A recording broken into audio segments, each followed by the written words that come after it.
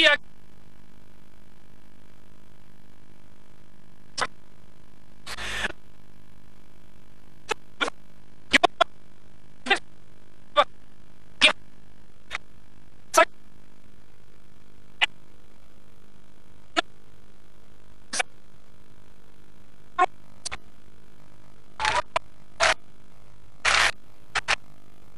اللہ سے 1984 تک پاکستان میں ایٹمی طاقت بن چکا تھا،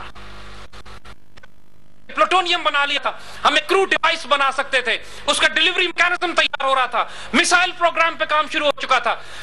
اور بچوں، ہم نے ایسے بھی واقعات دیکھے، معاملات دیکھے جب صرف ایک آخری چٹان ہوتی تھی، آخری پہاڑی رج ہوتی تھی، ہم پیچھے مڑ کر دیکھتے تھے تو ہم کو پاکستان کا جھنڈا نظر آتا تھا پاکستان کے ٹرائبل ایریاز میں، اور سامنے سوویت ٹینک ہوا کرتے تھے، اور چند پاکستانی نوجوان صرف اس رج کو روکے ہوئے ہوتے تھے کہ اگر اس رج کو سوویٹس نے کراس کر لیا تو پھر پاکستان میں داخل ہونے سے انہیں کوئی نہیں روک پائے گا۔ صورتحال یہاں تک پہنچ چکی تھی، and this was the time کہ جب پاکستان نے امریکنز کو مجبور کیا کہ ہمیں نئے air defence, anti aircraft weapon systems کو اسٹنگرز اس زمانے میں انٹروڈیوس کیے گئے۔ That is the only contribution that the Americans did۔ Europe خود تماشا دیکھ رہا ہے اور ایک قتل و عام ہو رہا ہے بوسنیا کے اندر مسلمانوں کا، جس سربین کویشن فورسز کبھی موسٹر میں، کبھی سرائیوو میں، کبھی پورے یوگوسلاویا توڑنے کے بعد مسلمان انقلاب کو ختم کرنا چاہتے ہیں کہ یورپ میں کوئی مسلمان ریاست نہ رہ جائے۔ یہ راز پھر ہمارے بچوں کو نہیں بتایا جاتا کہ اس وقت بوسنیا کے فوجوں کو اگر ان کی قیادت کی ہے، ان کو اسلحہ پکا ہے، ان کی طرف سے باقاعدہ لڑے اور شہید ہوئے، تو پاکستانی فوج کے افسر و جوان جنہوں نے سروس کو روکا ہے کہ بوسنیا کی ریاست قائم رہ سکے۔ آج بھی اگر آپ جہاں تو ہم پاکستانی عادی ہو چلے کہ دنیا کے ہر ایئرپورٹ پہ ہماری بےعزتی کی جاتی ہے، لیکن اگر آپ آج یورپ جائیں، بوسنیا جائیں، تو بوسنیا واحد ملک ہے کہ جہاں صرف پاکستانی کہہ دینے سے آپ کے ہاتھ چومے جاتے ہیں۔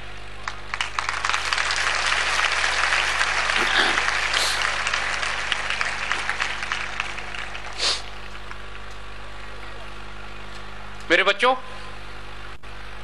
آئے اب آپ کو بتائیں کہ آنے والے پاکستان کا مستقبل اور تاریخ کیا ہے۔ یہاں فیصل آباد کے پاس ہی آپ کے اللہ کے ولی اور ایک درویش اور ایک فقیر صوفی برکت علی صاحب قیام فرماتے ہیں۔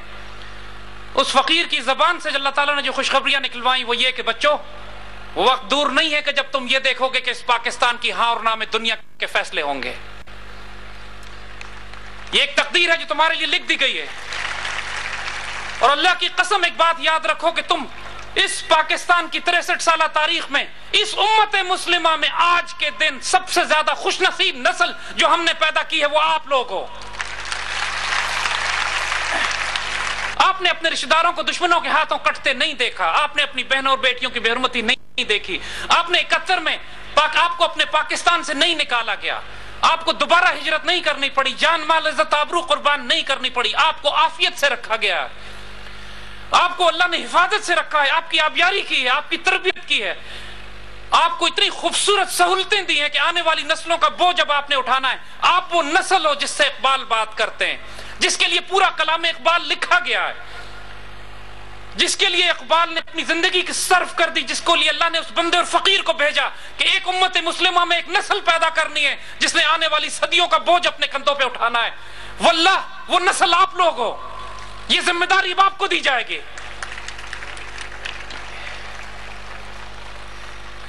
وہ بندہ مومن اب آپ میں سے نکلنے۔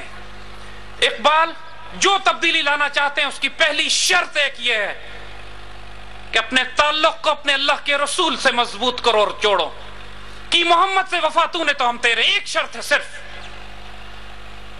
صلی اللہ علیہ وآلہ وسلم کی محمد سے وفا تو نے تو ہم تیرے ہیں۔ یہ جہاں چیز ہے کیا؟ تم زمانے کی بات کرتے ہو، تم یہ بات کرتے ہو کہ اس دنیا میں ہم پاکستان کو عظیم ترین طاقت کیسے بنائیں گے؟ لوح و قلم تیرے ہیں، ہم تمہیں لوح و قلم دے دیں گے، جو تقدیر چاہو تم لکھ لینا اپنے لیے، ہم اس پہ مہر لگا دیں گے، ہو جائے گا وہ۔ بچوں، اقبال کا مرد مومن، اقبال کا مرد مومن ایک سپرمین ہوتا ہے، ایک پراسرار وجود ہوتا ہے، وہ صرف عقل پہ نہیں چلتا، وہ عشق پہ چلتا ہے، وہ عشق جو آتش نمرود میں بے خطر کود پڑتی ہے، وہ عشق جو وسعت افلاک میں تکبیر دیتی ہے، آسمانوں کی بلندیوں میں تکبیر دیتی ہے، زمین سے بیٹھ کے صرف تسبیح و مناجات نہیں کرتی۔ یہ وقت انشاءاللہ دور نہیں ہے میرے بچوں کہ جو کچھ اللہ نے لکھ دیا ہے وہ آپ کی آنکھوں کے سامنے ظہور پذیر ہونے لگے گا. عشق کو فریاد لازم تھی سو وہ ہو چکی. اقبال کے الفاظ میں کہتے ہیں اب ذرا دل تھام کے فریاد کی تاثیر دیکھ. خوش نصیب وہ ہوں گے جو اپنے آپ کو اس تقدیر کا حصہ بنا لیتے ہیں. بد نصیب ہوں گے وہ جو اپنے آپ کو اس تقدیر سے الگ کرتے ہیں یا اس کے ہونے میں رکاوٹ ڈالتے ہیں. جو کچھ ہونا ہے وہ تو اب ہونا ہے. خوش نصیب ہوں گے آپ انشاءاللہ کہ اللہ تعالیٰ آپ کو اپنا جز، اپنا زور بازو، اپنا قوت، اپنی استقامت، اپنی طاقت، اپنا ذہن، اپنے فکر، اپنی سوچ اس مدینہ ثانی کے دفاع میں استعمال کرنے کی توفیق اور اجازت عطا فرما دے. اس پاکستان کے آنے والے وقتوں میں انشاءاللہ اپنے آنکھوں سے آپ کے دیکھیں گے کہ یہ پاکستان اس دنیا کی عظیم ترین طاقت کے طور پر ابھر رہا ہے. یہ قیادت جو اس وقت آپ کو نظر آ رہی ہے یہ تبدیل ہونے والی ہے انشاءاللہ. یہ جو پاکستان میں مایوسی آپ دیکھ رہے ہیں، یہ جو بم دھماکے آپ دیکھ رہے ہیں، یہ جو corruption, incompetence, law and order, فساد برپا ہو رہا ہے، گھبراؤ مت. یہ پرانی بنیادوں کو کھیڑا جا رہا ہے کہ یہاں پر ایک بہت بڑی نئی تعمیر کی جائے گی. ایک نئی مسجد نبوی تعمیر ہونی ہے اس مدینہ ثانی میں. اللہ اپنے وہ بندے پیدا کر رہا ہے، وہ نسل پیدا ہو رہی ہے جس نے آنے والی نسلوں کا بوجھ اپنے کندھوں پر اٹھانا ہے. اس پاکستان میں یہ پاکستان امت مسلمہ کو یکجا کرنے کا مرکز بنے گا. ماضی میں بھی ہم کر چکے ہیں جو ہم نے 80s میں کیا تھا. پوری امت مسلمہ کی قیادت ہمارے پاس تھی. سوویت یونین کو ہم نے توڑ دیا، امریکہ کی آنکھوں میں آنکھیں ڈالی، انڈیا کو ہم توڑ کر چھوٹا کرنے والے تھے. آنے والے وقتوں میں اب وقت آ گیا ہے کہ ہم ہندوستان سے بھی اپنے فیصلے چکائیں گے. تحریک طالبان اور بلوچستان لبریشن آرمی اور پاکستان کے اندر فساد برپا جو انڈیا نے کرایا ہے، جو ایسٹ پاکستان انہوں نے توڑا ہے، اب وقت آ گیا ہے کہ ہم اس کا حساب چکائیں گے. وہ شکایت نہیں کر سکتے ہم کو اگر ہم انڈیا کو توڑ کے سری لنکا کے سائز کا کر دیں تھوڑا سا. تو اب پاکستان کی نیشنل سیکیورٹی اسٹریٹجی، اب پاکستان کی social strategy, economic strategy, military strategy کلام اقبال پر بلڈ ہو رہی ہے. الحمدللہ اقبال 21ویں صدی میں انقلاب برپا کر رہے ہیں. پاکستان کے اندر انشاءاللہ وہ وقت آپ دیکھیں گے جب پاکستانی فوجیں پوری دنیا میں پھیلی ہوئی ہوں گی، مسلمان دنیا کی قیادت ہمارے پاس ہوگی. پاکستانی فوج کے اندر پنجاب ریجمنٹ، بلوچ ریجمنٹ اور فرنٹیئر فورس ریجمنٹ اور سندھ ریجمنٹ کے نام تبدیل کر کے احد ریجمنٹ، حنین ریجمنٹ، یرموک ریجمنٹ اور تبوک ریجمنٹ رکھ دیے جائیں گے.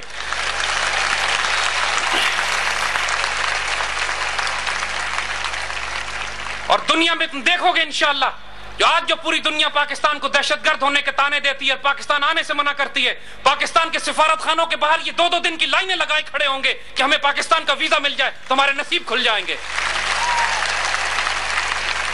یہ خام خیالی نہیں ہے بچوں، ان کو صرف یہ خوشخبری دے دیتے ہیں. آج ہمارا وقت محدود ہے کہ ہم آپ کو صرف یہ خوشخبری دینے کے لیے آئے ہیں. اپنے آپ کو اس تحریک کا حصہ بناؤ. اللہ تعالیٰ یہ نصیب لکھ چکا ہے، اس نے وقوع پذیر ہونا ہے.